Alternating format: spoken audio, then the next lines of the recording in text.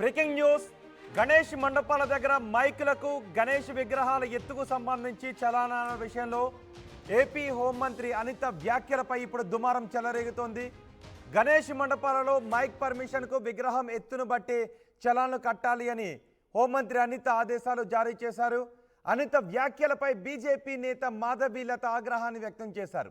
అనితక్క ఏంది నీ తిక్క అంటూ మాధవీలత వ్యంగ్యంగా మాట్లాడారు. మైక్ పర్మిషన్కు విగ్రహాల ఎత్తుకు విగ్రహాలకు డబ్బులు కట్టాలా అంటూ మాధవీలత ప్రశ్నిస్తున్నారు. ఎప్పుడూ హిందూ పండుగలపై పడి ఏడవటమేనా అని మాధవీలత ప్రశ్నిస్తున్నారు. ఇదే రూల్స్ ముస్లింలకు క్రిస్టియన్స్కు పెడతారా అంటూ మాధవీలత ప్రశ్నిస్తున్నారు. ఒక్కసారి గణేష్ మండపాలకు సంబంధించి చెల్లించాల్సిన చలాన్ల విషయంలో హోంమంత్రి ఏం మాట్లాడారు, దానికి మాధవీలత ఇచ్చిన కౌంటర్ ఏంటో చూద్దాం. ఉంటుందండి. వాటికి కూడా ఏంటంటే మైక్ పర్మిషన్ ఒకవేళ కావాలనుకోండి ఎన్ని రోజులు మైక్ పెడతారో చూసుకుని దానికి ఒక 100 రూపీస్. హైట్ని బట్టి height above 3 feet to 6 feet అనుకోండి, దానికి ఏంటంటే ఈకో ఫ్రెండ్లీ 350 రూపీస్. అలాంటివి మనకి హైట్ అబౌవ్ 6 feet అయితే 700 రూపీస్ పర్ డే. అలా ఒక ఫీజ్ స్ట్రక్చర్స్ ఉన్నాయి. ఆ చలనాలు కూడా మన దగ్గరలో ఈ సేవా కేంద్రాల్లో కట్టుకుని ఆ చలనాన్ని కూడా అప్లోడ్ చేసేసుకొని ఇమీడియట్గా వాళ్ళ ఎన్ఓసి తీసుకొచ్చుకోవచ్చు. రేపటి నుంచే ఇది లైమ్లైట్లో ఉంటారు కదా, వాళ్ళకి ఎప్పుడన్నా రూల్స్ పెడతారా? మరి వాళ్ళకు కూడా నమాజ్కి 100 రూపాయలు అని పెట్టాలి కదా. గణేష్ మండపాల దగ్గర సాంగులకి 100 రూపాయలు ఏంటి? లేకపోతే క్రిస్టియన్స్ అర్ధరాత్రులు కూడా పెడుతూ ఉంటారు కదా. నేను ఎవరిని కించపరచట్లేదు, ఇక్కడ గుర్తుపెట్టుకోవాలి. పొలో మనం తిట్టడానికి రెడీ అయిపోతుంటారులే కానీ ఆయన భగవంతుడికి బోల్డని కష్టాలు వచ్చాయంట. బోడి మాధవిలత కష్టాలు వస్తే ఏంటి, మీరు తిడితే ఏంటి, నాకేం మరి.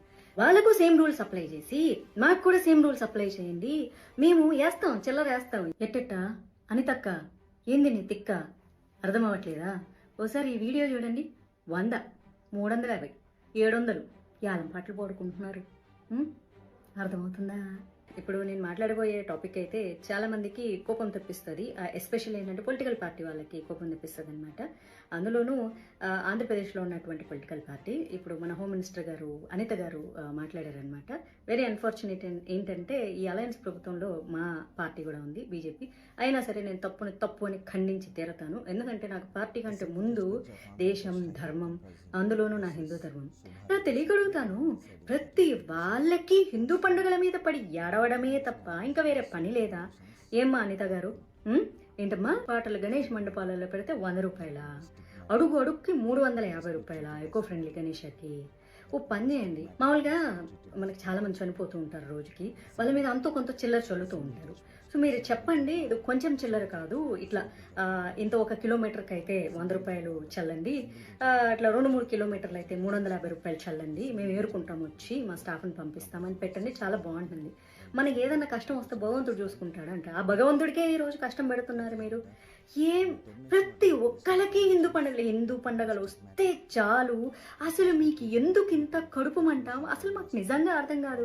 ఇదే రూల్ మీరు క్రిస్టియన్స్కి పెట్టండి, ఇదే రూల్ మీరు ముస్లిమ్స్కి పెట్టండి, తర్వాత హిందువులకు కూడా పెట్టండి. మేమేమి అందరికీ సమానంగా రూల్స్ పెట్టండి. రోజుకి 5 సార్లు నమాజ్ చేస్తూ ఉంటారు కదా, వాళ్ళకి ఎప్పుడన్నా రూల్స్ పెడతారా? మరి వాళ్ళకు కూడా నమాజ్కి 100 రూపాయలు అని పెట్టాలి కదా. గణేష్ మండపాల దగ్గర సాంగులకి 100 రూపాయలు ఏంటి?